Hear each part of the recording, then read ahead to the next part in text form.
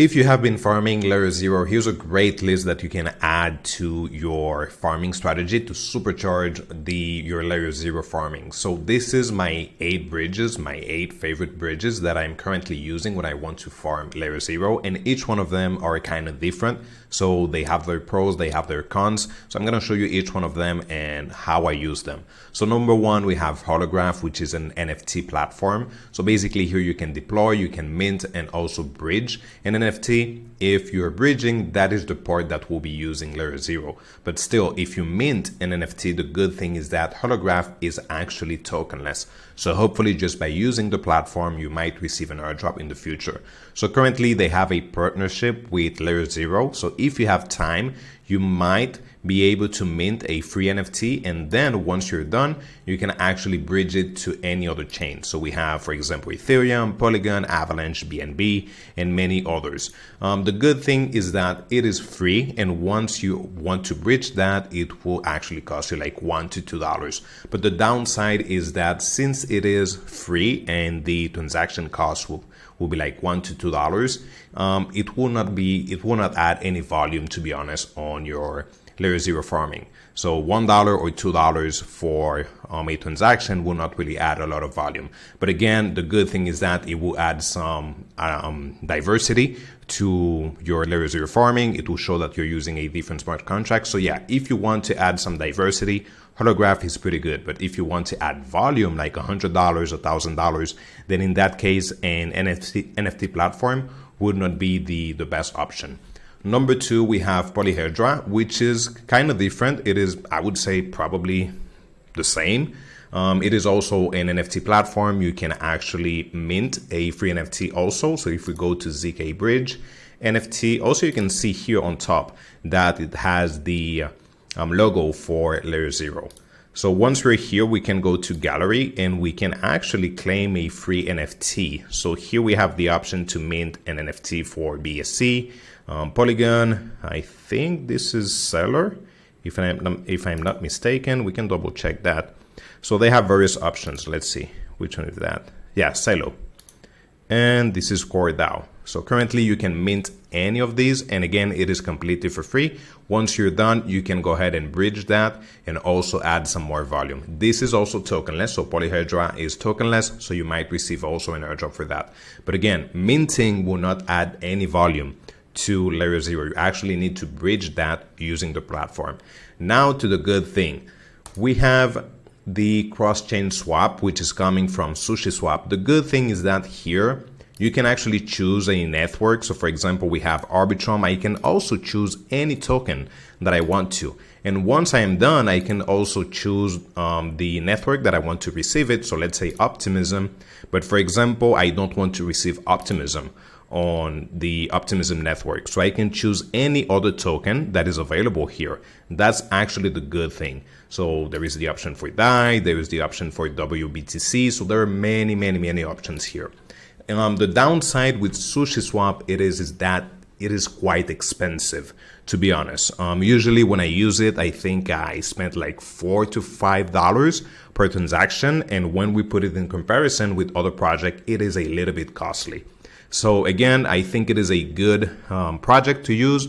But if you want to be using it maybe every single day, maybe on the long side, it will cost you some money for the gas fees. But still, SushiSwap, it is still a pretty good option. Once you come here, you actually need to click on cross-chain to give you the options, as you can see here.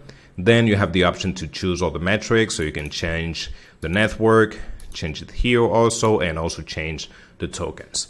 Next, we have the one that I like the most, which is Stargate Finance. It is actually the cheapest. You can click here on transfer.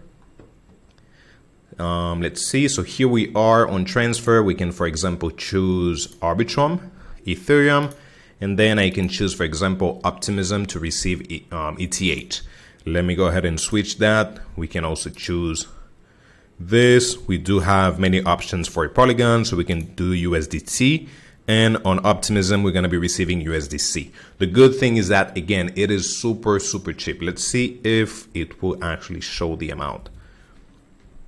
So as you can see, I'm going to be receiving $99.90. So it is, again, super cheap. And for the gas fees, I'm going to be paying $1, well, 1.21 Matic, which is around 75 cents more or less. So in total, I'm going to be spending less than $1 to bridge that. So this is something that if I want to do a lot of transactions, this is actually the one that I'm going to be using, Stargate Finance. But still, I'm still going to be using SushiSwap and doing 1 or 2 transactions, maybe once a week, maybe twice a month. But if I want to use something every day, I'm going to go with Stargate Finance. Next, this is something that I just started using and it is quite good. It is good, which is Rofi. The website is fi.ru.org. Here, for example, I am on Arbitrum, so I do have the option to do the same. Just like Sushi, I select, for example, Avalanche, and I can also select the token that I want to receive. It is cheaper than Sushi, but it is not cheaper than Stargate Finance. So again, this is something that if you want to add some diversity, you can also use it. It is quite good, to be honest. Next, we do have 3 bridges here. We have PancakeSwap, we have Radiant, and we have Trader Joe. And these are a little bit different because the downside is that you can only bridge their token. So for example, PancakeSwap, I have the option to bridge just Cake tokens, and I can use, for example, BNB and receive it on Ethereum, on ZK Sync, on Arbitrum, and many others. But to be honest, I'm not gonna be using Cake tokens. I don't hold any Cake tokens. So in the end, if I am using it, I'm just using it to add some volume to LayerZero. Next, we have Radiant, which is actually the same thing, but the only downside is that you can only bridge their token, the Radiant token. And if we check here on the website, you can see that it says powered by LayerZero.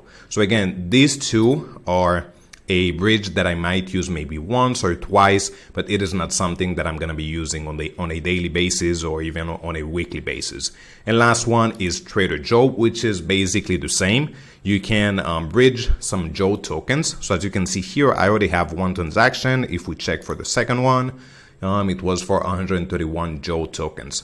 So here we have the option for Arbitrum, we have BNB, and then we have Avalanche.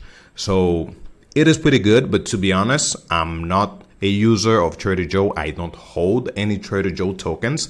So again, if I am using it, I'm just using it to add some volume on LayerZero, and then I'm selling my tokens. So there you go. These are really the 8 bridges that I like to use on a daily basis. Again, Stargate Finance would be the first one. Then the second one is probably Rofi and SushiSwap. And then if I do have some NFTs available, then I'm going to be bridging it using Polyhedra and Holograph. And the last one are really PancakeSwap, Radiant, and Trader Joe that I would probably use maybe once or twice. And that's it for me. So there you go. If you have any questions, any doubts, as usual, just drop it in the comment section. And if this content was valuable enough, please share it to a friend, subscribe, like. Talk to you later. Happy farming.